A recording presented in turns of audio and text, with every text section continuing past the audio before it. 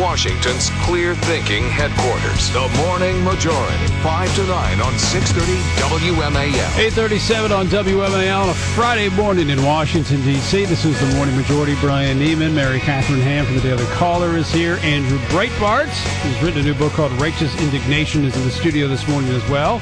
Adam Baldwin joins us. Hollywood actor, co-star NBC show Chuck. You can see it 8 o'clock on NBC Channel 4. It's in D.C. Cab as well. Thanks for getting up bright and early out west, Adam. We appreciate it. Yeah, dark 30. Thank you for having me. I gave Brian the D.C. Cab reference, by the way, because we are speaking to Washington, D.C., the nation's capital. We are in D.C. right now, as a matter of fact. I remember when we did that show back, it was the second season of the A-Team. Mr. T was the biggest star in the whole world that year, and we were all over the city. It was hilarious. Yeah, I was like Face the best though on that show. What's his name? Dirk Benedict. Dirk Benedict. He's a conservative. Right. So is Dwight Schultz, who played the guy with the hat. Yeah. What was it? The Mad Dog. No, not Mad Dog. Mad Hat. I'll have to Google that. Yeah. After the show, Max Gale invited me up to his sweat lodge in Malibu, and we hung out. Really? Wow. Love Max Gale. Detective Wojciechowicz. Totally cool. Well, you're also a blogger for a certain series of sites called The Bigs. Right. Very few people would know that you're so interested in one subject matter more than anyone I know, and that's education. Oh, cool. How did you become so involved in researching education? Well, I'm a parent. I have 3 kids. They're pretty much grown now.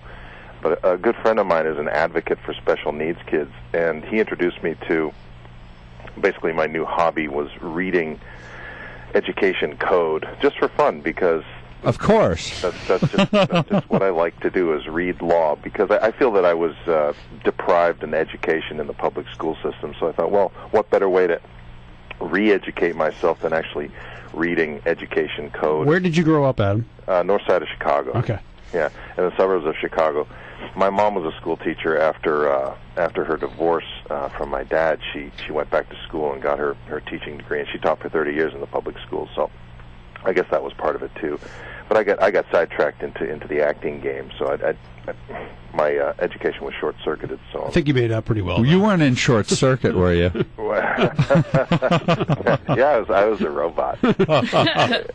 Well, will you tell the audience of the story that I marveled at, because political correctness and a lot of the indoctrination stuff is what I'm obsessed with, and you told me one of the chilling stories of one of your child's involvement in the public school system as relates to a certain Pledge of Allegiance not being used, though it's supposed to, according to the state law.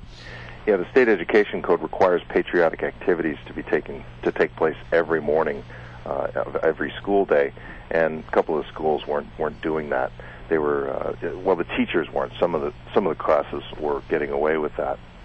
So I just brought it up to the principal one day, and the reaction was, well, we don't really have to if we don't want to. I said, okay, well, that's funny, because the law says you must. It's not a option.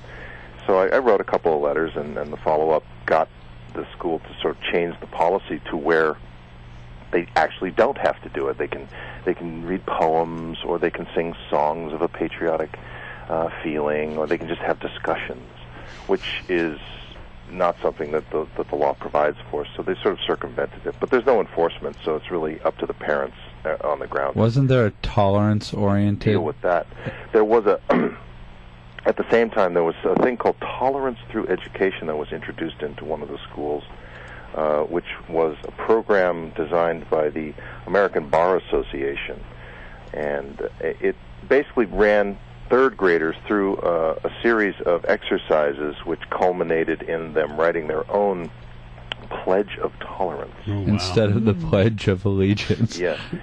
So respect and belonging at my school, Pledge of Tolerance. And then you think about the ideas you hear, and it goes part and parcel with this whole bullying campaign, anti-bullying campaign. There are statutes and policies and regulations that cover bullying already on the books, but this extra stuff is just another divide and conquer Marxist designed program. And if you saw recently, there was a little video posted on this guy Trevor Loudon. He finds this video. New Zeal blog. Union teachers explain how to push Marxism in classroom. And there's this teacher named Sarah Knopp, Knopp, from the International Socialist Organization, basically describing how to circumvent policies and education codes in the classroom in order to further Marxist ideology and indoctrination. And they're doing it behind our backs as much as we let them, and parents have to be on the ground and be responsible for their kids. But the teachers' unions, they turn a blind eye, and if there's no enforcement, it's just going to continue. Did you see in Seattle where they weren't calling them Easter eggs, they were calling them spring spheres? Yeah, spring spheres. It's festive. That wouldn't fly in any legitimate math class. By the way, this is why right. This is why the next big site that I'm going to be putting out is Big Education, and it can't happen soon enough for Adam. But I think that when you look at the mainstream media, Washington Post, New York Times, education is so underreported. These stories are rampant out there, and Adam may become the editor. I wrote an article about Howard Zinn a little while ago instructing teachers to disobey education codes, and he called it basically a guerrilla war. You have to play a kind of a guerrilla war with the establishment, which you try not to be fired. But they still institute this stuff. There's a thing called the Zinn Education Project. And, Howard Zinn was a radical leftist, and he's in cahoots with other radical organizations like Rethinking Schools Magazine and Teaching for Change. What kind of change? They don't tell you. Just change. Change for the sake of change is what we've got. Yeah. All right, Adam. Hey, thanks for getting up early. We really appreciate talking to you. It was great. Appreciate it. Bottom line is parents have to, stay on top of things.